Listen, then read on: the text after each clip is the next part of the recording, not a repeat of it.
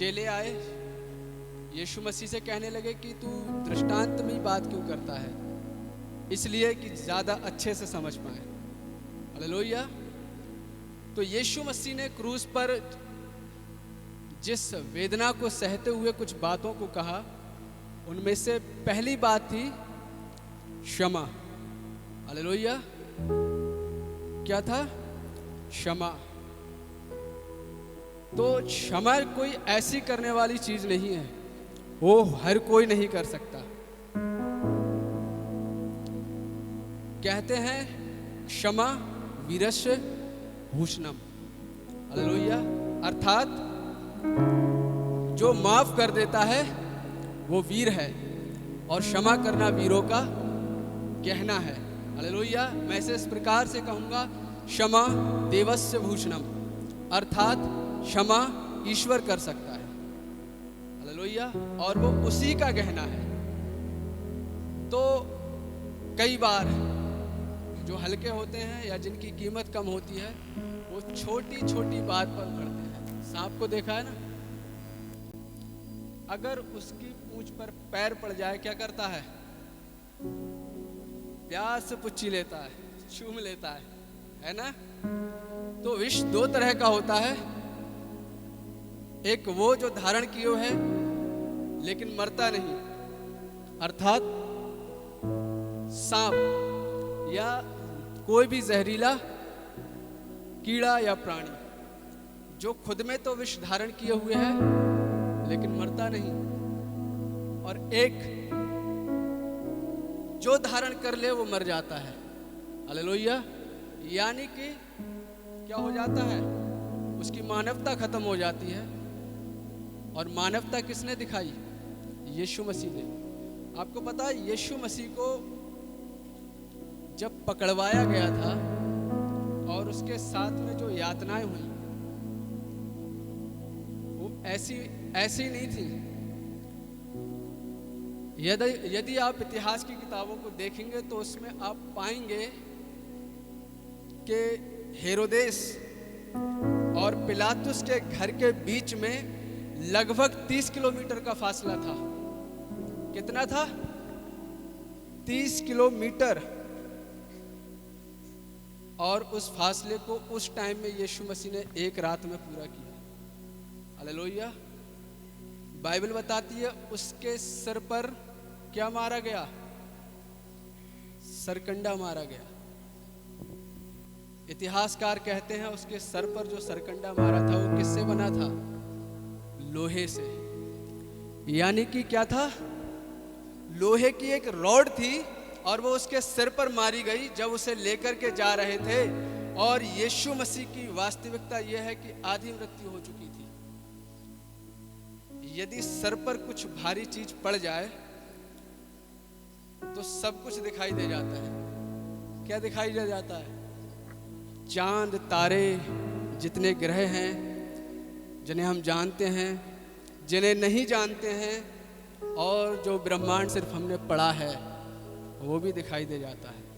लेकिन यीशु मसीह फिर भी चल रहा है। इतिहासकार बताते हैं वो 12 बार गिरा। जब क्रूस उस पर लादा गया था तो वो इस बीच कितनी बार गिरा?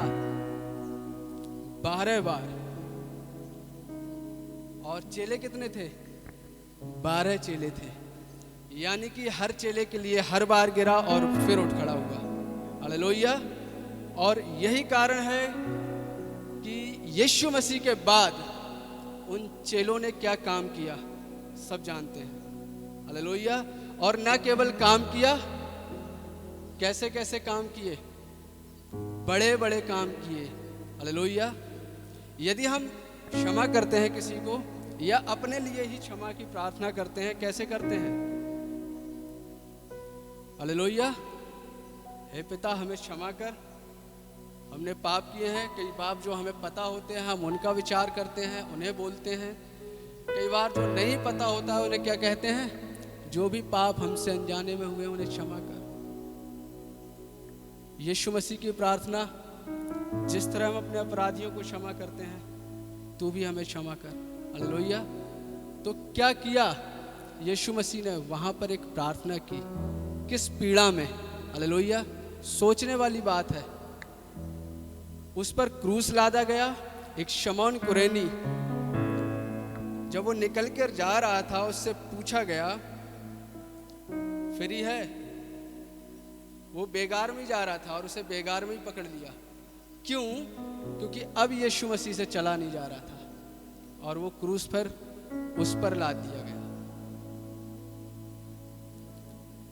उसकी ये प्रार्थना सिर्फ ऐसी नहीं थी, उन सारे अपराधियों के लिए थी जिनके लिए वो आया। हालेलुया। जब परमेश्वर ने आदम को बनाया तब क्या किया था? आदम को बनाने के बाद आदम कई सारे काम करता था उस वाटिका में, और करते करते परमेश्वर को एक विचार आया कि इसके लिए कोई होना चाहिए। हालेलुया। और किसे बनाया? उसके लिए एक सहायक बनाया, अर्थात उसके लिए एक पत्नी बनाई। कुछ समय बाद उन्हें पता चला कि वो नंगे हैं। हालेलुया। और उनके लिए एक इंतजाम हुआ, उन्होंने अपना नंगापन ढक लिया। हालेलुया। लेकिन उस टाइम परमेश्वर ने सोचा होगा, आदम तूने तो अपना नंगापन ढक लिया, लेकिन जब मेरा पुत्र जाएगा उसके साथ ऐसा कुछ होगा, उसे नंगा करके मारा जाएगा। शास्त्री पूछने लगे कि क्या तू परमेश्वर का पुत्र है? उसने कहा हाँ। और फिर उसके सिर पर एक ऐसा थप्पड़ मारा गया था कि वो वहीं पर गिर गया। हालेलुया। कितनी यातनाएं सही परमेश्वर के पुत्र ने हमारे लिए, और हम उसे ऐसे हल्के में लेते हैं। क्या सोचते हैं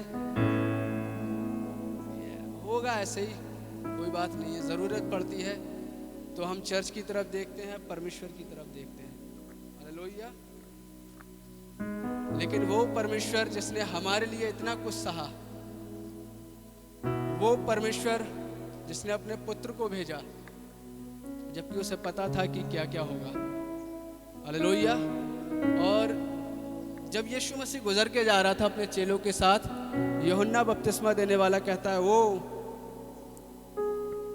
देखो कौन जा रहा है। हालेलुया। परमेश्वर का मेमना जा रहा है। हालेलुया। और जब इस्राएली मिस्र में थे, परमेश्वर ने एक रात ऐसी भी पैदा की थी कि वहां से कौन गया गुजर के? मौत का फरिश्ता। हालेलुया। कौन गया गुजर के? मौत का फरिश्ता। मूसा से कहा था, कह दे इनसे कि जितने मुझ पर विश्वास करते हैं एक मेमने का लहू लेकर के अपने दरवाजे पर उसकी छाप लगाएं। हालेलुया। और क्या हुआ? उन्होंने किया। आपको पता है उस रात वो घर में सो नहीं रहे थे, जाग रहे थे। और भजन संहिता 91 जो अध्याय है ना, उसे बार बार दोहरा रहे थे। उन्हें मालूम था आज मौत का फरिश्ता यहाँ से जा रहा है, हमारे बीच से होकर जा रहा है, लेकिन धन्य है वो परमेश्वर जो हमें बचा कर रखता है। हालेलुया। तो वो परमेश्वर हमें ऐसे नहीं छोड़ देता। उसने देखा कि अब मौत फिर इन पर तांडव कर रही है। क्या किया? फिर से उस मेमने को भेजा। और यूहन्ना बपतिस्मा दाता जो था, उसने देख करके पहचान ली, ये परमेश्वर का मेमना जो क्या करता है। हालेलुया। यशाया 53:12 कहता है कि वो क्या करता है हमारे लिए? उसने हमारे पापों के लिए क्या किया? अपने आप को दे दिया, और उसने हमारे पापों का बोझ अपने ऊपर ले लिया। और फिर क्या करता है? उस क्रूस पर सब अपराधियों के लिए विनती करता है। हालेलुया। तो वो कोई मामूली बात नहीं है कि इतना कुछ सहने के बाद भी वो क्षमा कर रहा है। कह रहा पिता इन्हें क्षमा कर, क्योंकि ये जानते नहीं है। हालेलुया। उसका मजाक उड़ा रहे थे, उसे मार रहे थे। वो हालांकि सब जानते हैं कि वो कौन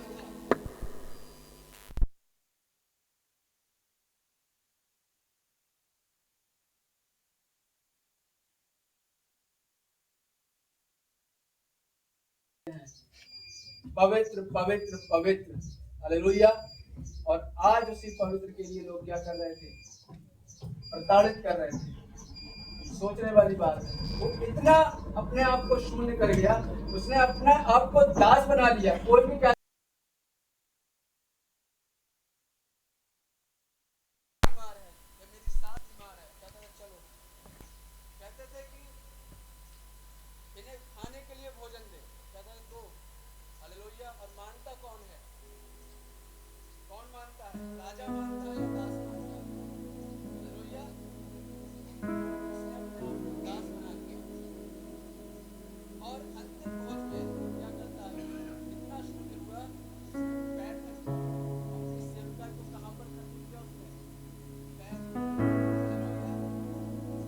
तो ये ऐसे ही नहीं था। लेकिन आज यदि किसी को थोड़ा सा झंझोड़ दो तो पता चलता है कि ये कौन है। हालेलुया। तो यीशु मसीह पर विश्वास करना, उसके पीछे चलना, कहते हैं कि बहुत कुछ मिलता है। हालेलुया। लेकिन मैं कहता हूं बहुत कुछ खोना भी पड़ता है। उसने क्या खोया? बहुत कुछ खोया। हालेलुया। इसलिए खोया ताकि हमें बहुत कुछ मिल जाए। बाइबल बताती है जो अपने प्राण को बचाएगा वो उसे खोएगा, और जो खोएगा वो क्या करेगा? उसे पाएगा। हालेलुया। बस 2 मिनट और। तो क्या है, यीशु मसीह ने क्या किया? अपने आप को इतना शून्य कर दिया, इतना शून्य कर दिया, और उसके बाद भी क्या करता है? सबको क्षमा करता है, सबको माफ करता है। अगर हम एक बर्तन में सिक्कों को लें और उन्हें थोड़ा हिलाएं, क्या करेंगे? वो आवाज करेंगे। और उसी बर्तन में कुछ नोट रख लें और हिलाएं, क्या करेंगे? वो पता चलेगा कुछ? हालेलुया। इसलिए जिनकी कीमत कम होती है वो आवाज करते हैं। हालेलुया। और वो उसकी कीमत कितनी थी कि स्वर्ग के स्वर्गदूत भी उसके सामने पवित्र पवित्र पवित्र कहते रहते हैं। हालेलुया। तो उसने इसलिए खोया इतना कुछ ताकि हमें मिल जाए। आप अगर 2000 साल पहले जक्कई से पूछते कि जक्कई तूने यीशु मसीह पर विश्वास किया, तुझे क्या मिल गया? क्या कहता? मिल गया, अभी सब कुछ बांट के आ रहा हूं, जो कुछ था सब बांट के आया हूं। हालेलुया। और जब ऐसा होता है तो हमें बहुत कुछ मिल जाता है। हालेलुया। हम किसकी अभिलाषा करते हैं? जो संसार में है। लेकिन वो किसकी कहता है? उसके लिए भागो जो स्वर्ग में है। हालेलुया। क्योंकि यहाँ का जीवन नाश होगा और वहाँ का क्या है? अनंत काल का जीवन है। हालेलुया। तो उसने आदर्श दिया हमें। पहला पतरस 2:21 कहता है, और ऐसा करके वो हमें एक आदर्श दे गया है ताकि हम उसके पद चिन्हों पर चलें, और ना केवल क्षमा अपितु बहुत कुछ सिखा के गया वो हमें, लेकिन हम उसे हल्के में लेते हैं। हालेलुया। अगर हम उसकी मानने लगें, उसकी आज्ञाओं को मानने लगें, तो उसने कहा तुम मुझसे भी बड़े बड़े काम करोगे। हालेलुया। और ये सच है, क्योंकि चेले भी मनुष्य थे और उन्होंने उससे भी बड़े बड़े काम किए। हालेलुया। तो सबसे पहला भाव हमारे जीवन में क्या होना चाहिए? यदि हमें परमेश्वर में बढ़ना है, हमें दूसरों को क्षमा करना सीखना होगा। हालेलुया। क्योंकि ये पहला स्टेज है। हालेलुया। अपने आप को खाली करें और इतना निर्मल करें कि हम इतने शुद्ध हो जाएं कि कोई हमसे कुछ कहे हमें फर्क नहीं पड़ना चाहिए। हालेलुया। लोग गाली देते हैं, क्या मिल जाती है हमें? उसी के पास रहती है ना, या आगे चिपक जाती है। हालेलुया। तो क्या करना है हमें? सबसे पहले क्षमा करना सीखना है, फिर परमेश्वर खुद करेगा कि उसे हमारे लिए कैसे तैयार करना है। हालेलुया। तो परमेश्वर इस वचन के द्वारा हम सभी को बहुत आशीष दे।